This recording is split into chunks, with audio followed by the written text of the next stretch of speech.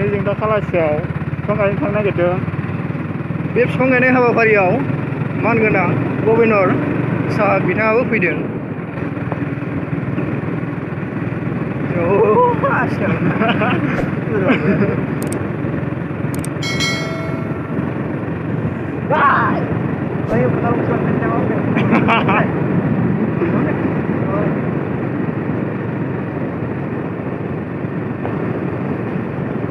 थांनाय जानोसै जोङो। खदाल लांफाने खदाल बैयाव बस्थुबा स्पिड ब्रेकार लोगोसे गिर्जाबो दं बेयाव। गिर्जा दङ नै। लोगोसे पुलिस आर्मि सार्भिस जोबनो गैया दिनैनि दिनाव मानोना गभर्नर फैनायनिफ्राय ना बोनदों नै भाई बेसेबां मोनखोथाय बस्थु जिग्रु जिग्रु मोनबाय नामा गदे बायो दे खदाल लांफानोसै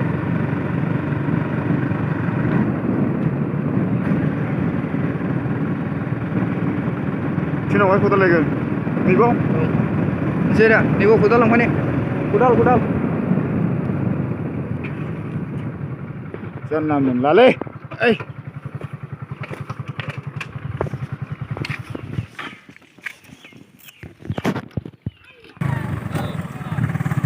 जागोन दे गावालै मोजां नांगोन गस्लाया गोसोमाव ओरैनो जोबोद थाब सिनायो थै मालाय गोसोमाव सिनायहरखो फाग्ला गुफुरावसो सिनायो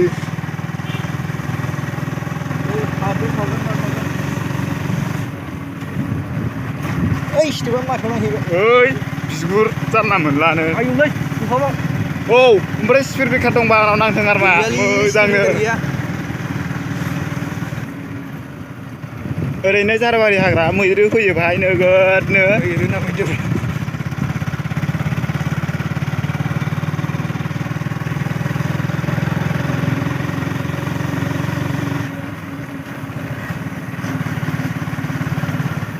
जों खदाल लायनानै हगारहरा जाबावबाय नङा दे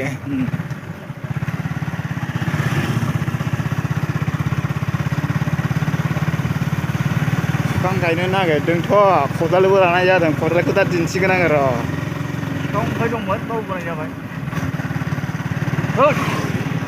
स्पिड लागाव स्पिड आरो स्पिड लागाव फाग्ला स्पिड जायो नामा लासैसो थांनांगौ गोदाव सोरावनो जारबारि नोगोद मैदेर फैयो नैबे हाग्रायाव मिथिबाय सानसेयावनो खमैब्लाबो मानैसोआ फैखायो ओरैनो सालायग्राखौबो खेबाबा बुरजालायजों लाजोबगोनलै र' दा खेबगोन दा नुजोबगोन गासैखौबो ओरैनो बांद्राय गोजान जाया गामिनिफ्राय बेसे गोजान जागोन होनबा 4 किल'मिटार ना 4 किल'मिटार 4 किल'मिटारसो जागोन आरो बिफां गायनो नागिरदों बेयावनो गायगोन नै साफाथार मोसागोन नै লেপৰ্ড ইয়াতে চান্সেছ বেছি আছে কাৰণ কি আপোনাৰ গৰু ছাগলী সোমাই থাকে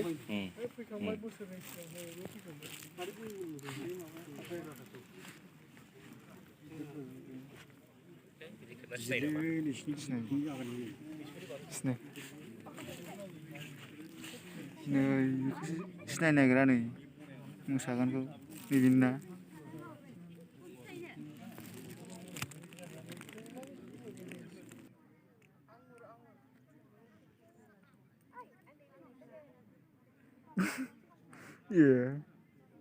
दे लों दे लोंलाय लों दे लों आया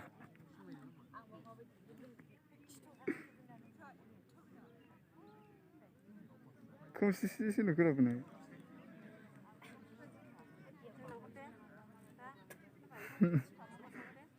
नुगोन र' दा गासैबो दाहायनो नुजोबगोनलै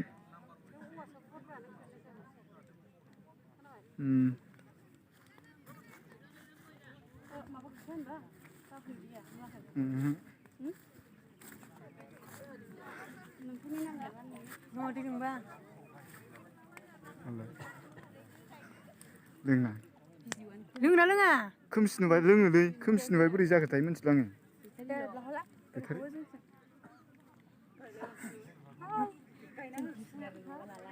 दे उल्था जाबाय दं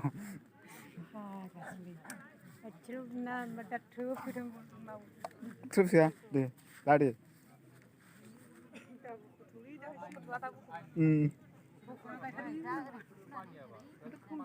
जानो खोमसि नुबाय बोरै जाखो मिथिला आङो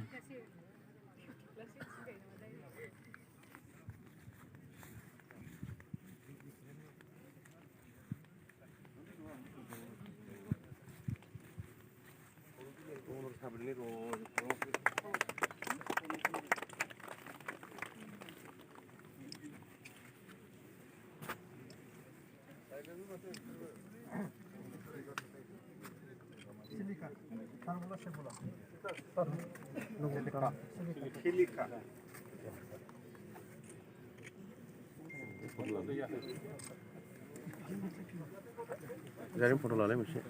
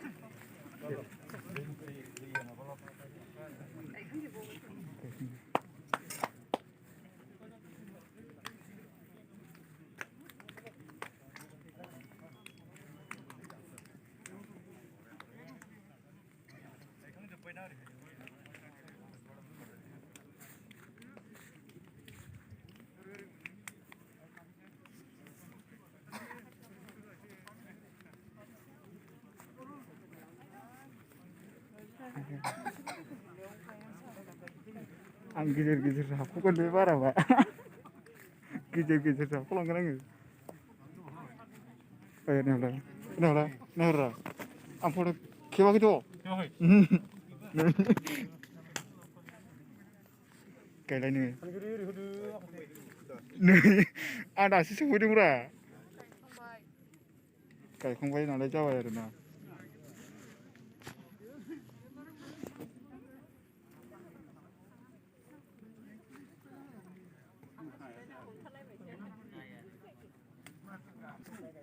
Appeal to the all public in Assam, especially in BTD area, that we have to take seriously our these precautions. Rest you forget. We have prepared everything, all precautions we have taken, all medical aid is ready. Nobody will be allowed to die. But still, I request through all of you to the total residents of Assam that they should abide by the restrictions imposed upon you to be used by you.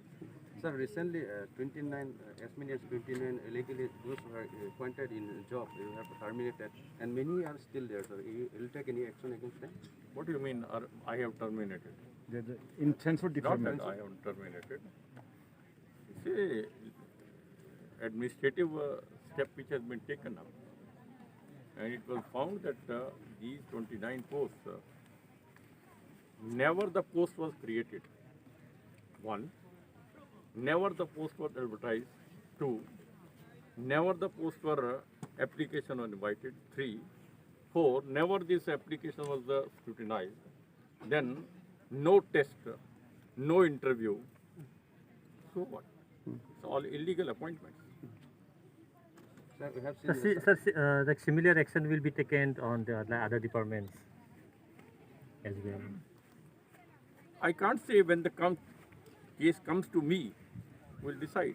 In this case, we have decided it's a illegal appointment. All those who have been appointed, that's the illegal appointment, they have been removed.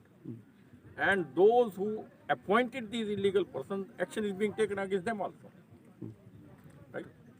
Sir, I have seen last 2 days back in Chirang district, 3 of the employee of forest department, they have been terminated from suspension from job because they were involved in illegal cutting trees and selling. Question is,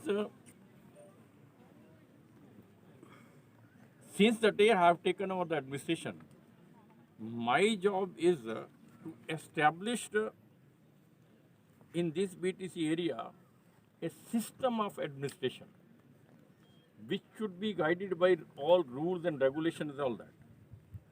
Right? And whatever government, after all, elections are going to be held. Whichever party comes, whatever government comes, my job is to hand over to them a good system of administration so that tomorrow there is no such happening tomorrow. Thank you. Thank you.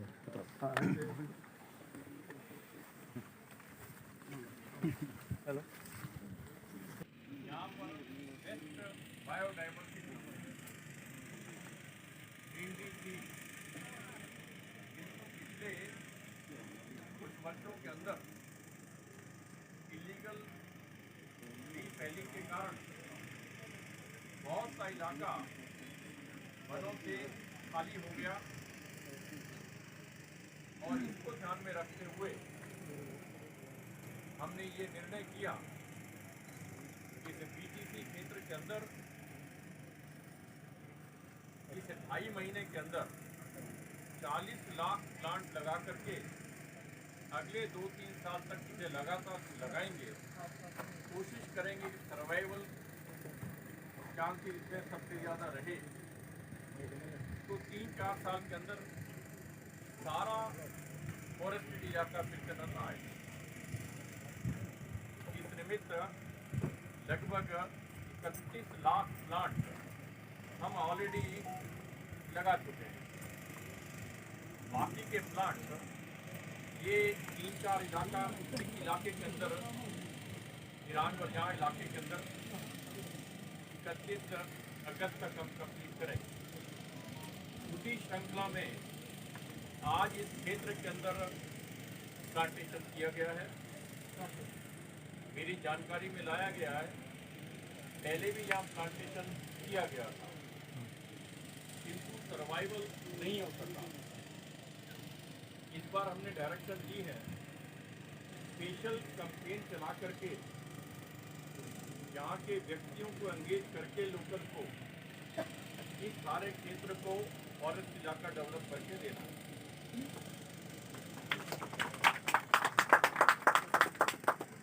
मुझे पूरा विश्वास है अगले 3-4 साल के अंदर जहाँ जहाँ हम प्लांट लगा रहे हैं वो अच्छे हरे भरे फॉरेस्ट नजर आएंगे। ये कार्रवाई केवल मात्र हमने प्लांट लगा करके प्रारंभ नहीं की है, दोनों तरफ कार्रवाई की। जो इलीगल तरीके से वृक्षों को काटा जाता था उस पर हमने पूर्ण प्रतिबंध लगाया है, सख्ती की है। रोज अरेस्ट हो रहे हैं, अनेकों व्हीकल्स इंपाउंड किए हैं और हर प्रकार की कार्रवाई हम कर रहे हैं। हमारे एडिशनल पीसीसीएफ को मैं बधाई देना चाहता हूँ। पिछले 2-3 महीने के अंदर इलीगल ट्री फेलिंग लगभग समाप्त हो गया है। मैंने ज्वाइन करने के पश्चात उनसे ये बात की थी कि ये जो हो रहा है गलत हो रहा है, इसको रोकना है। इसको रोकने के लिए आपको क्या क्या सुविधाएं चाहिए वो बताइए, किंतु आपको दंड देना होगा। कहा हमें यहाँ पर वेपन्स चाहिए, हमारे लोगों पर वेपन्स नहीं है। आपको जानकर अच्छा लगेगा 150 राइफल्स हमने उनको प्रोवाइड कर दी। उनको व्हीकल चाहिए थे, उनको 8 रोलो व्हीकल और 40 मोटरसाइकिल परचेज करने के लिए फंड दे दिया और अगले 10-12 दिन के अंदर सब उनके हाथ में आ जाए। उन्होंने कहा कि हमें कुछ ऐसे ऑफिसर्स हैं जिनको हम ट्रांसफर करना चाहते हैं तभी काम चलेगा, मैंने कर दीजिए, वो भी कर दिया। कुछ रेंज ऑफिसर को यहाँ से बाहर भेजना था, वो भी कर दिया, BTC एरिया से बाहर भेजा। यानी जो जो उन्होंने कहा वो हमने सब करके दिया। मुझे प्रसन्नता है कि उन्होंने भी अपने काम को मुस्तैदी से किया। मैं अप्रिशिएट करता हूँ और मैं आशा करता हूँ इस प्रकार से BTC एरिया की सारी टीम एडमिनिस्ट्रेटर से लेकर के प्रिंसिपल सेक्रेटरी लेकर के एडिशनल PCC और बाकी सब ऑफिसर एक कोऑर्डिनेटेड टीम के नाते से काम कर रहे हैं आज। और मेरा इस समय काम जो है एक ही काम है, जल्दी यहाँ पर चुनाव हो जाए, आपकी अपनी सरकार आ जाए, कोई भी पार्टी की सरकार बने, मेरा काम एक ही है कि जो भी पार्टी की सरकार यहाँ आए उनको एक ऐसा सिस्टम हम यहाँ पर डेवलप करके लेके जाएं ताकि भविष्य में यहाँ पर कोई गलत काम ना हो सके। इस निमित्त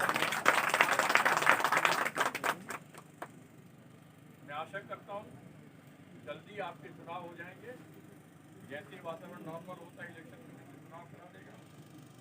हमारा केवल मात्र इस थोड़े समय के अंदर प्रशासन कैसा होना चाहिए उसकी एक मिसाल कायम करके जाना चाहते हैं।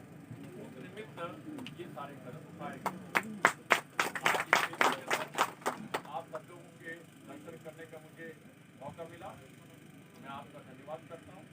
आशा करता हूँ आपके सहयोग से और प्रशासन के सहयोग से हम यहाँ पर अच्छी व्यवस्थाएं करके जाएंगे और हरा भरा क्षेत्र डेवलप करके देंगे। इन्हीं शब्दों के साथ ही मैं अपनी वाणी को विराम देता हूँ। बहुत बहुत धन्यवाद।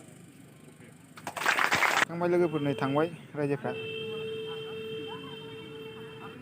गायखांनानै थांनो नागिरबाय नै दासो गायखांदों।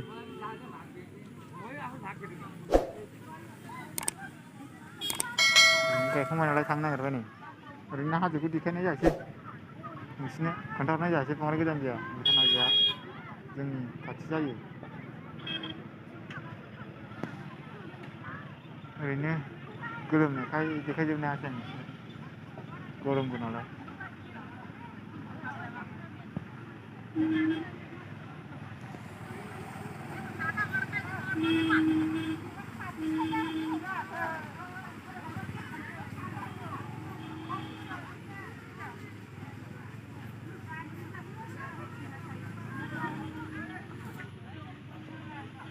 ओरैनो गायखांबाय थांनो नागिरबाय नै।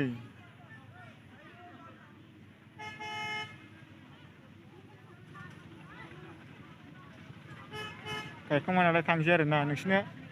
हा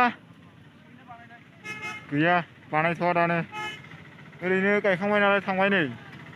हाजोखौ देखायहरनाय जायासै, हाजोआ बांद्राय गोजान जायामोन नालाय खाथि जायोमोन। माने सानसेसो लागोन खोमा हाजोसिम थांनो जोङो आरोना जोंनि बिनिफ्राय। हाय हाय ओरैनो बांद्राय खाथि जाया, नैबे हाग्राबारि नोगोद मैदेर थायो, मोसाबो फैदों दहाय। दा देखायगोन आङो र' आगानखौ, मोनायाव फैदोंनो आन्दाज गैया।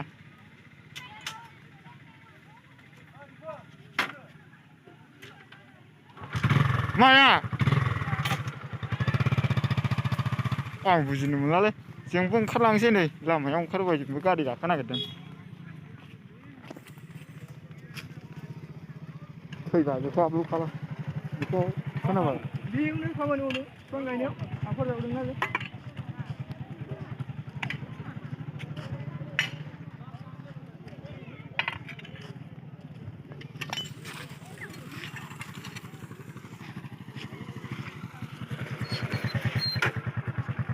गाखोला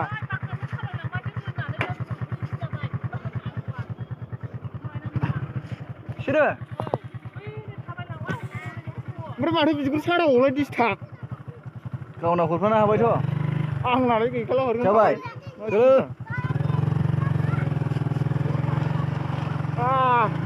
गरमथार गरमथार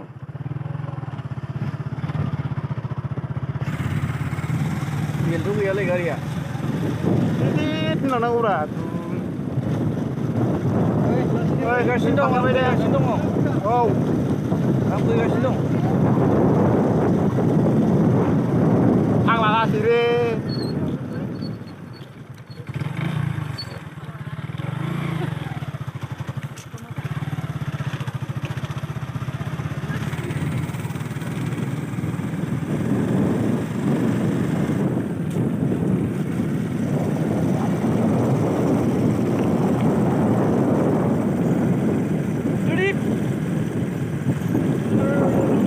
गारिया बेल गैया खुगाजोंसो बेल दामनांगौ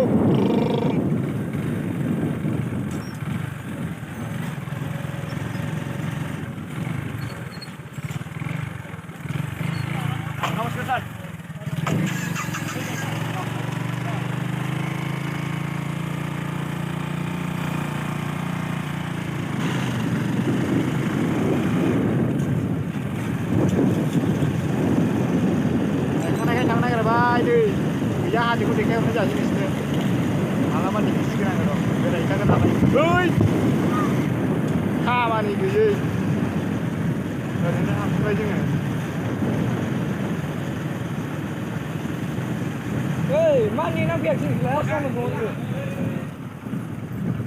खामानि गैयै मानसिया चला